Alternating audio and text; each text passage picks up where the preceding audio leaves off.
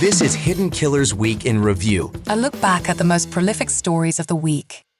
This is the Hidden Killers podcast with Tony Brueski. Featuring author, psychologist, and daily contributor, Siobhan Scott. Is there any path for exoneration of Chad Daybell? Have we gotten this all wrong all along? Is he simply the victim of Lori Vallow Daybell, completely lost his mind, had no choice in the actions that he took? What about his attorney? His attorney, who just the other week, John Pryor, is realizing, supposedly, oh my gosh, this is a capital murder case. I'm not qualified for that. Oh, and I'm not being paid either, so I'd like to leave. Judge said, no to all of that. You are going to be staying on, and you are going to be representing Chad Daybell. Joining me to discuss, Siobhan Scott, psychotherapist and author. In a recent one, we were talking about judges being human and getting tired and not having the motivation to try cases, or fairly, sometimes being hangry, if you will, and that affecting outcomes. What do you see here? Is this a big red flag for the representation of Chad Daybell, as difficult as that must be to be the attorney for Chad Daybell? But to have already flat out said, I don't have enough time, even if I work 24 hours a day, 7 days a week leading up to this, I'm still not going to be as prepared as I would like to be. And I'm doing it for free.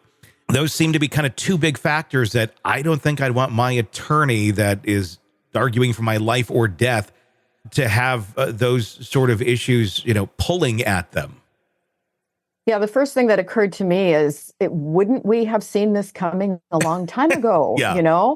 I think attorneys, if they're being paid privately, it's like right up front, they want to know, what are your assets here? And can you cover this? Or do you need a public defender? Mm-hmm. And right off the bat, we knew this was going to be a death penalty case. And so if you are not qualified, according to the state of Idaho, to do a death penalty case, don't you say that right up front? Mm-hmm. And I do understand there's a shortage of lawyers thusly qualified in Idaho, and apparently a couple of them are working on the Koberger case. So can they find someone? Mm-hmm. But it just seems awfully late in the game mm-hmm. for these things to be coming up. Yeah, I mean, and we're talking about, I guess, motivation here. I don't know John Pryor. I don't know what his thoughts are if, not being paid and representing Chad Daybell is one of those things that would make him just feel that he truly is not qualified to do this and is, going to put your head in the sand and maybe not, mount much of a defense.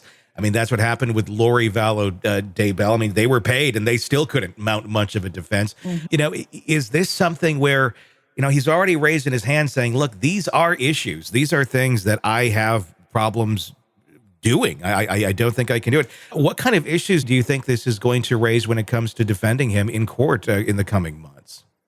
Yeah, it sounds very much like Lori's case. I mean, what is the defense here? And I think it would be challenging for any lawyer or any team of lawyers. Again, we always like that term, mountain of evidence. Mm-hmm. I don't see him skating on this one, but it also makes me wonder, if there's a case made, if he were to be convicted, and then would they come back and say he had inadequate representation here? And that, the lawyer made this very clear. Yeah. He was not up to this task. He was pushed to do it anyway. And, that to me seems like another can of worms that would be part of it.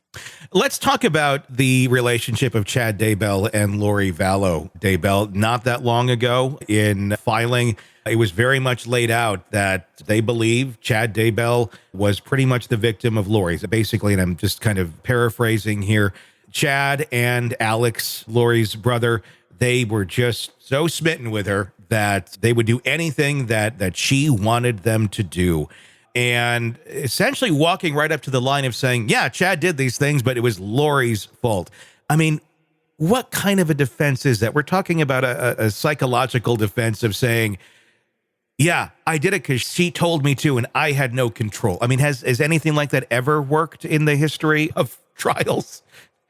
Maybe somewhere, sometime, but I don't think in an extreme case like this, because they were working on their little pseudo cult, for ages before the murders. He was certainly a leader in that group with these bizarre beliefs. I mean, I can't even go down the list of all the things that were bizarre about their beliefs. And it was really a case where I think the murders were the culmination of the two of them together, and that just escalated the level of aggression and craziness and bizarre thinking. Yeah. But it's absurd. That defense that Lori made me do it, I think, is absolutely absurd. So is that a reflection on John Pryor and really truly showing how unqualified he is to represent Chad Daybell in a death penalty case? Or is this just a reflection on Chad Daybell of, you got nothing here, my friend?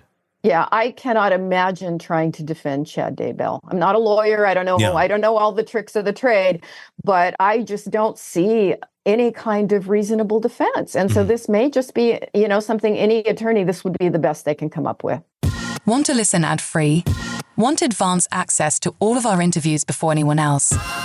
Become a True Crime Today Premium Plus subscriber on Apple Podcasts. You get every episode commercial-free. So you can binge on true crime Until you can binge no more. Search True Crime Today Premium Plus on Apple Podcasts now, or go to our podcast page and sign up now. More of the Hidden Killers podcast next.